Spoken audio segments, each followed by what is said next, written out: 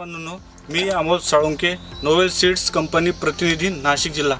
तर आज आपण आलेलो आहोत नाशिक जिल्ह्यातील निफाड तालुका येथील कसबे सुकिने या गावात। येथील प्रगतशील बागायतदार बंधू गोकुळदादा जाधव यांच्या शेतात त्यांनी आपल्या कंपनीचा विरू हा भोपळ्याचं वाण लागवड केलेलं होतं। तर आपण त्यांची थोडक्यात प्रतिक्रिया जाणून घेऊ। दादा नमस्कार। नमस्कार दादा, आपला थोडक्यात परिचय सांगा।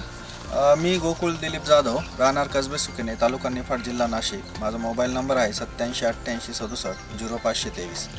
यावर्षी आम्ही नोवेल सीड्स प्रायव्हेट लिमिटेड कंपनीची विरू नावाची संकरित वाण या ठिकाणी लावले। ही व्हरायटी कशी वाटली दादा? ही याच्यामध्ये मागच्या आठवड्यामध्ये सतत 7-8 दिवस पाऊस जो पडला त्याच्यामध्ये ही फ्लड रेजिस्टन्स वाटली। याच्यामध्ये डम्पिंग नाही झालं। डम्पिंग नाही झालं, बरोबर। आणि सतत जरी म्हणजे इतर पहिल्यांदा जे आम्ही वाण लावत होतो त्याच्यामध्ये फळकूज आणि ॲव्हरेजला जो फरक पडत होता, तरी पण हा पाऊस चालू असताना सुद्धा 40 ते 50 कॅरेट हे दिवसाला सरासरी मिळत आहे। बरोबर। तर तुम्हाला एकंदरीत व्हरायटी चांगली वाटली? हो। ही व्हरायटी तुम्हाला जो म्हणतो ॲव्हरेज, प्रत्येक शेतकऱ्याची इच्छा असते की आम्हाला उत्पन्न चांगलं मिळावं, तर त्या ॲव्हरेजमध्ये तुम्हाला काय वाटतं?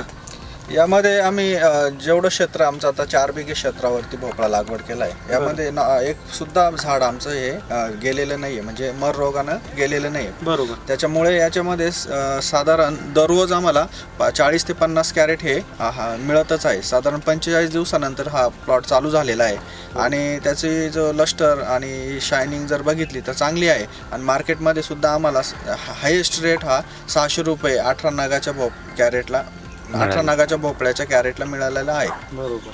तर एकंदरीत व्यापाऱ्याकडूनही चांगली मागणी होत आहे बुवा? हो। तर साधारणतः आमचं म्हणजे मार्केटमध्ये भोपळ्या चांगला असल्यामुळे व्यापाऱ्यांकडूनही मागणी चांगली आहे, त्याच्यामुळे आम्हाला हा सध्या चांगला दर। आपण ही जी व्हरायटी लागवड केली विरू, तर ती लागवड करून तुम्ही समाधानकारक आहात का?